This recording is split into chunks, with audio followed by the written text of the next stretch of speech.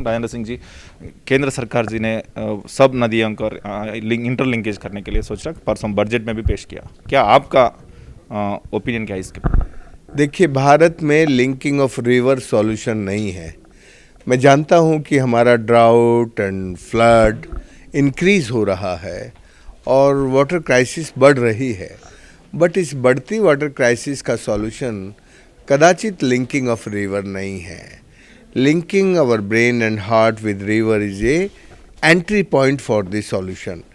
If we can conserve the every drop, जो भी वर्षा होती है, जहाँ वो जल बरसता है वहीं उसके संरक्षण का काम करेंगे तो ये धरती भी पानीदार बन जाएगी और बाढ़ और सुखाड़ दोनों का इलाज हो जाएगा। थोड़ा नदियों में पानी ज़्यादा है और थोड़ा नदियों में पानी कम है। इसके वास्ते इंटरलिंकिंग करने से सब नदियों में पानी बरस बोल के वो लोग बोल रहे, सरकार बोल रहा है, इंजीनियर्स बोल रहे हैं। देखिए, ये जो डेटा है ये बिल्कुल मैं एक झटके में बिना किसी संकोच के कह सकता हूँ, ये आंकड़े गलत हैं।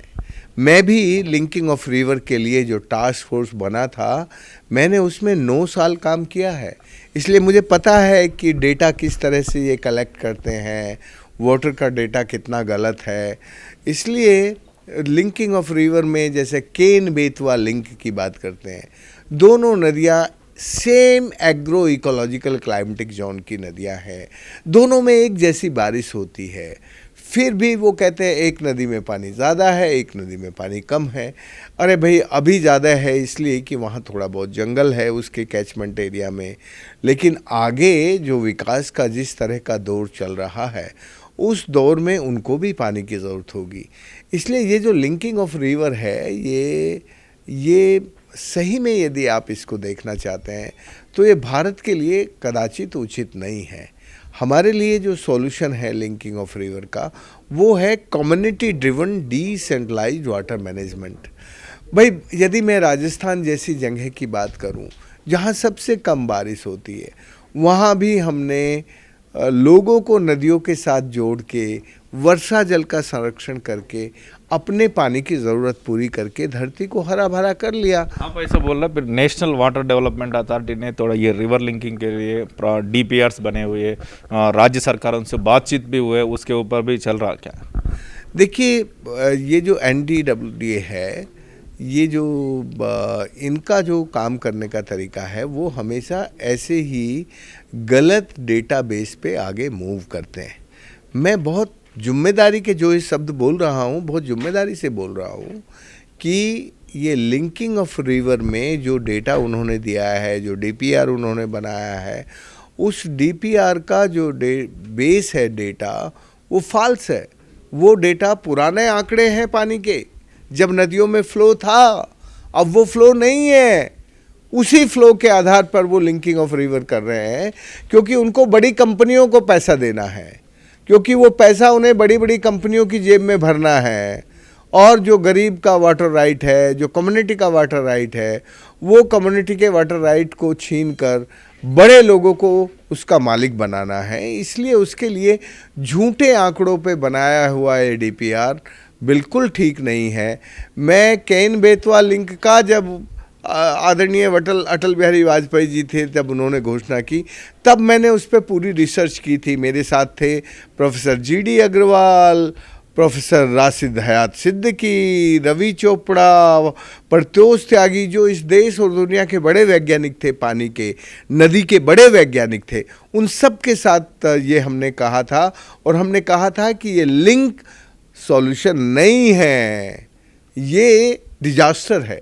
इसलिए लिंकिंग ऑफ रिवर सॉल्यूशन नहीं है, linking our brain and heart with river solution. आप केंद्र सरकार का और बाकी राज्य सरकारों को आपका सजेशन क्या है इसके बारे में? मैं भारत सरकार को भी और अपनी राज्य सरकारों को भी ये कहना चाहता हूँ कि वो अपनी जगह पर सामुदायिक विकेंद्रित जल प्रबंधन को बढ़ावा दें।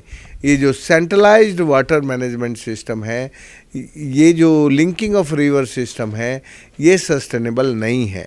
हमें आज इस बात की ज़रूरत है कि हम community driven decentralised water management शुरू करें, और इसका सॉल्यूशन ये है कि जहाँ पानी बरसता है वहीं उसको चलना सिखाएं। जब वो चलने लगे तो धरती का खुला पेट देखकर उसमें बैठाएं, फिर उसका लेवल ऊपर आएगा और नदी बहने लगेंगी। जिनको जल की ज़रूरत है उनकी जल की ज़रूरत पूरी हो जाएगी। हैदराबाद में नेशनल कॉन्फ्रेंस ऑन रिवर्स चल रहा है, इसके बारे में ये सेशन में आप रिवर लिंकेज के बारे में बातचीत करते क्या? देखिए, ये जो 26-27 को हमारा नदी कन्वेंशन होगा, उसका जो हमारा मैनिफेस्टो है उसमें भी हम लिंकिंग ऑफ रिवर के बारे में बहुत खुलकर बात करने वाले हैं। और उसकी बातचीत से पहले हमारा जो मैनिफेस्टो है, उस मैनिफेस्टो में भी ये बात सफाई से आएगी कि भारत को जो वाटर प्रॉब्लम है, वो water problem linking of river से सॉल्व नहीं होगी, वो linking our brain and heart with river से होगी।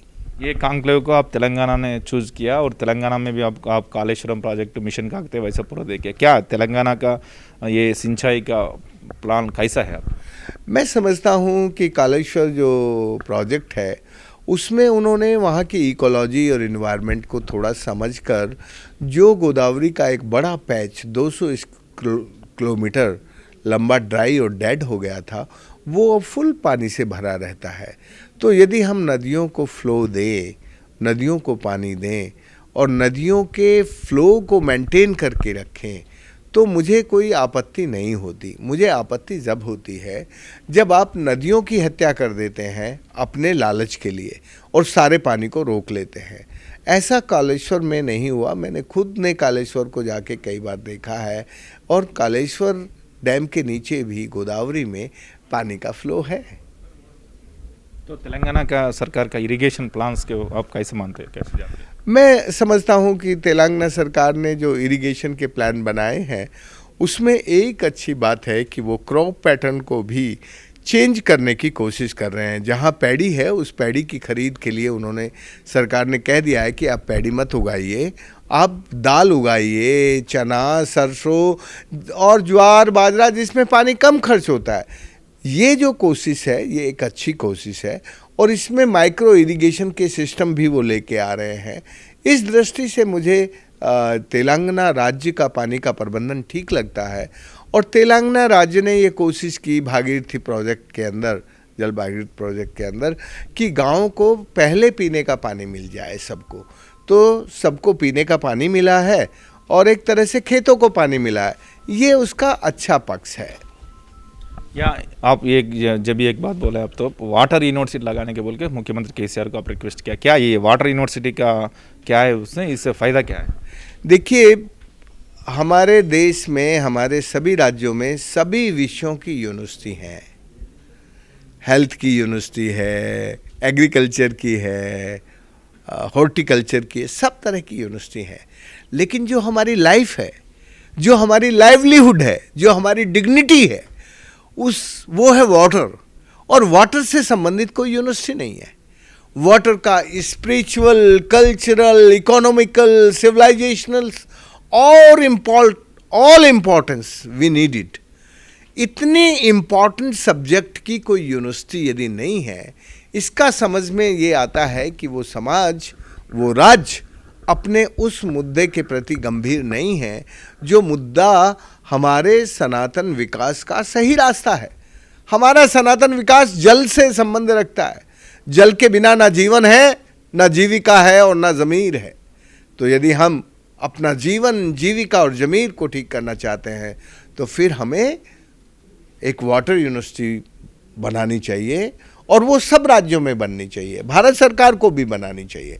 क्योंकि जब तक हमें वाटर की समझ नहीं होगी, जब तक हमारे कंट्री में skill development of efficient use of water नहीं होगा, जब तक हमारी कंट्री में वाटर कंजर्वेशन नहीं होगा, जब तक हमारी यूनिवर्सिटी में वाटर का रेस्पेक्ट और रिड्यूस यूज और retreat, recycle and reuse and rejuvenate planet by this water, ये सेंस हमारे साथ नहीं जुड़ेगी।